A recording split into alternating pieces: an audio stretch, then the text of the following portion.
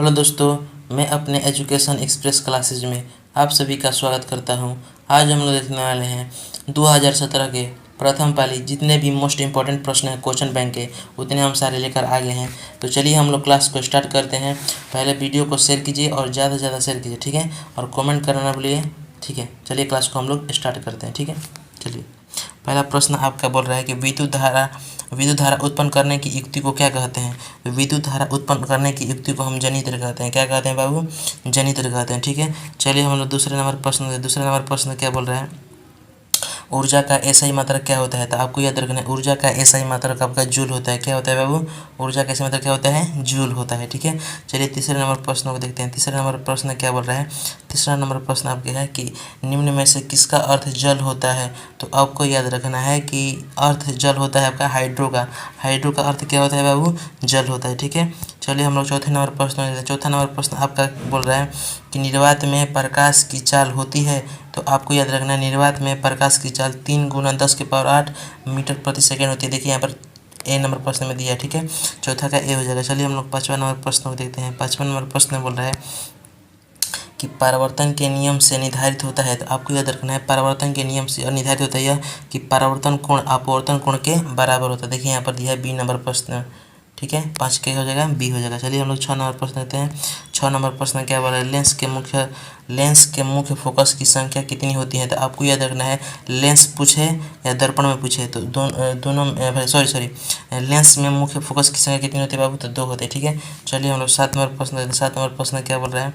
7 number प्रश्न है कि ताप बढ़ने से चालक की प्रतिरोध क्या होता है। तो आपको याद रखना है, ताप बढ़ने से चालक का प्रतिरोध भी बढ़ता है, ठीक है। ताप बढ़ने से क्या होता है बाबू? चालक का प्रतिरोध क्या होता है? बढ़ता है, ठीक है। चलिए हम लोग केमिस्ट्री में देखते हैं, ठीक है। केमिस्ट्री में क्या बोल रहा है? 2017 में सभी प्रश्नों को बांट कर दिया था, ठीक है, अलग अलग करके। फिर 2018 से फिर प्रश्न वैसे ही दे रहा है जैसे देता है, ठीक है। चलिए हम लोग पहला प्रश्न देखते हैं केमिस्ट्री में। पहला प्रश्न है कि शाक सब्जियों को विघटित होकर कंपोस्ट बनना किस प्रकार का अभिक्रिया है। तो आपको बताना है कि शाक सब्जियों से विघटित होकर शाक सब्जियों के विघटित होकर कंपोस्ट बनना कौन सी अभिक्रिया कहलाती है। तो ऊष्माक्षेपी अभिक्रिया कहलाती है, ठीक है। चलिए हम लोग दूसरे नंबर प्रश्न देखते हैं। दूसरे नंबर प्रश्न आप क्या बोल रहा है कि उपचयन वह प्रक्रिया है जिसमें, मतलब बोल रहा है कि उपचयन वह प्रक्रिया है जिसमें होती है क्या चीज़? ऑक्सीजन का योग, हाइड्रोजन का वियोग, इलेक्ट्रॉन का त्याग। ये सभी जितने भी हैं, ऑक्सीजन का योग, हाइड्रोजन का वियोग, इलेक्ट्रॉन का त्याग, ये सभी होती हैं, ठीक है। चलिए हम लोग तीसरा नंबर प्रश्न होता है। तीसरा नंबर प्रश्न आप क्या क्या बोल रहा है?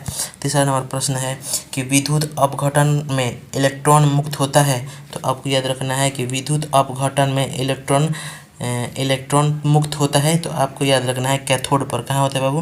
कैथोड पर मुक्त होता है, ठीक है।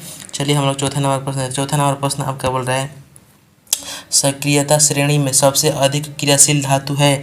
सक्रियता श्रेणी में सबसे अधिक क्रियाशील धातु है। तो आपको याद रखना है कि जो Na है ये सक्रियशील धातु है, ठीक है। चलिए 5वां नंबर प्रश्न होते हैं। 5 नंबर प्रश्न क्या बोल रहा है कि एल्डिहाइड श्रेणी में सदस्यों की अभिक्रियाशील समूह होती हैं। क्या बोल रहा है प्रश्न? एल्डिहाइड श्रेणी में सदस्यों की संख्या होती है। तो आपको याद रखना है, तो क्या उसका एल्डिहाइड क्या होता है? CHO एल्डिहाइड होता है ना। तो CHO देखिए CHO होता है, तो ठीक है, तो CHO ए हो जाएगा। 5 के C, ठीक है। चलिए हम लोग 6 नंबर प्रश्न देते हैं। 6 नंबर प्रश्न क्या बोल रहा है?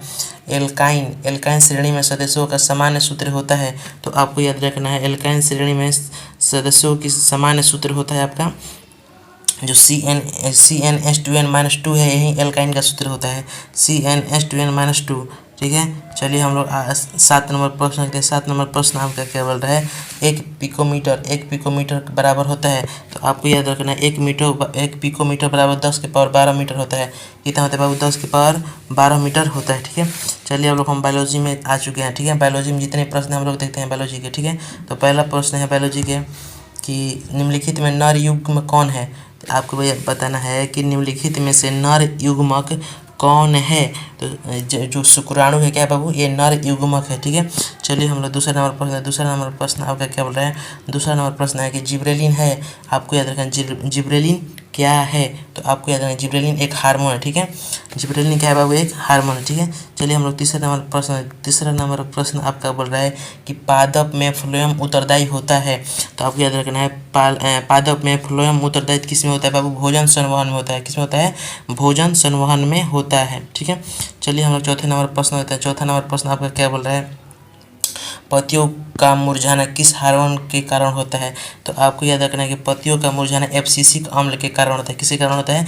एब्सिसिक अम्ल के कारण होता है। चलिए हम 6 नंबर प्रश्न देते हैं। 5वां नंबर प्रश्न आपका क्या बोल रहा है कि दो तंत्रिकाओं कोशिकाओं के मध्यकालीन इस स्थान को क्या कहते हैं? तो सिनेप्स कहते हैं। क्या कहते हैं बाबू? सिनेप्स कहते हैं। 5 के भी हो जाएगा।